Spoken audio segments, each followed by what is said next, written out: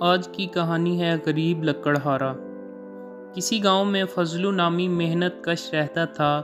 وہ روز مزدوری کی تلاش میں گھر سے نکلتا تھا، جو کبھی مل جاتی، کبھی اسے خالی ہاتھ واپس آنا پڑتا۔ اس کی آمدنی کا کوئی مستقل ذریعہ نہیں تھا۔ دن بھر محنت مشقت کے بعد اسے جو اجرت ملتی، وہ اس کے اہل خانہ کا پیٹ پالنے میں ہی صرف ہو جاتی، جس کے بعد پھر خالی ہاتھ ہوتا۔ اسی طرح وقت گزرتا رہا اور اس کے بچے بڑے ہوتے گئے۔ اب ان کی ضرورتیں اس کی قلیل آمدنی سے پوری نہیں ہوتی تھیں۔ اس آمدنی کا دار و مدار بھی مزدوری ملنے پر تھا۔ اسے کئی روز تک بیکار بیٹھنا پڑتا تھا۔ ضرورتیں بڑھنے کے بعد اس کی بیوی نے اس سے کہا کہ اب آمدنی کا کوئی مستقل ذریعہ تلاش کرو، بچے بڑے ہو رہے ہیں، ان کی تعلیم اور دیگر ضرورتوں کے لیے بھی پیسے کی ضرورت پڑے گی۔ محنتی تو وہ تھا ہی۔ بیوی کی بات سن کر اس نے ایک فیصلہ کیا۔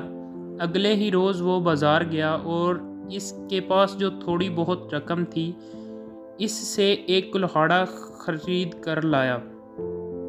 اس کے گھر کے قریب ہی جنگل تھا۔ اس نے وہاں سے لکڑیاں کاٹیں اور بازار میں لے جا کر فروخت کر دیں۔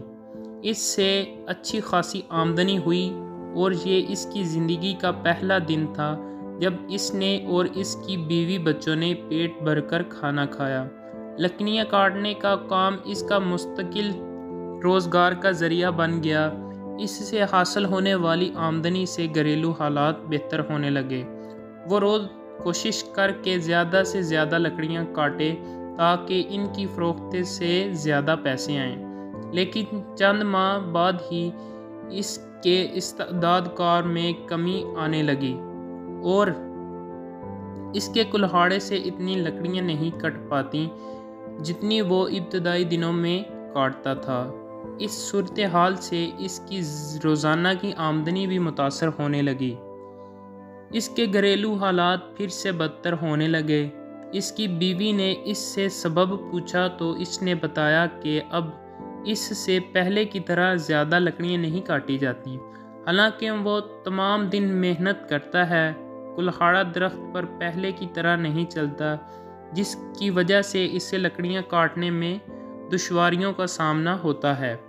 اس کی بیوی نے انتہائی سوچ بچار کے بعد اپنے شوہر سے پوچھا کہ اس نے کلہاڑا خریدنے کے بعد کتنی مرتبہ اس پر دار لگوائی ہے۔ فضلو نے جواب دیا کہ اسے دار لگوانے کا خیال ہی نہیں آیا۔ دوسری بات یہ کہ اگر میں کلہاڑا تیز کرانے جاؤں گا تو لکڑی کس وقت کاٹوں گا؟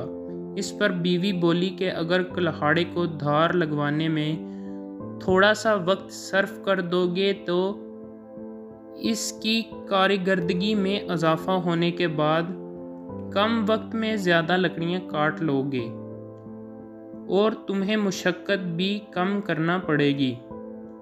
فضلو کی سمجھ میں بیوی کی بات آ گئی اور اس کے بعد وہ باقاعدگی کے ساتھ کلہاڑے پر دھار لگوانے لگا، جس سے اس کی کارکردگی پہلے جیسی ہو گئی اور اس کے گھریلو حالات پہلے سے بہتر ہونے لگے۔